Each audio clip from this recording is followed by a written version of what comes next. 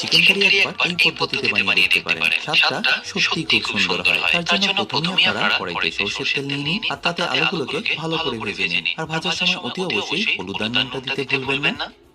এবারে একই তেলে ভেজে নিন চিকেনগুলোকে মোটামুটি 30% মতো। তারপর তুলে এটাকে একটা বোলের মধ্যে রেখে দিন। এবার আবার ওই একই তেলের মধ্যে দিয়ে দিন গরম মসলা ও পেঁয়াজ আর সেটাকে ভালো করে ভাজতে থাকুন। এবারে ভেজে নেওয়া চিকেনটাকে আপনাদের ম্যারিনেট করে নিতে হবে দই, কাশ্মীরি লঙ্কার গুঁড়ো, ধনে গুঁড়ো আর গরম মসলা দিয়ে। আর অবশ্যই এখানে ঝালের জন্য লঙ্কা আর নুনটা দিতে ভুলবেন না। এতক্ষণে অবশ্যই আমাদের পেঁয়াজটাও ভাজা হয়ে গেছে। এবার তাতে দিয়ে দিতে হবে আদা রসুন বাটা। সেটাকে একবার মিশিয়ে এখানে রঙের জন্য দিয়ে দিয়েছি হলুদ আর ফাইনালি এখানে দিয়ে দিতে হবে টমেটো বাটা।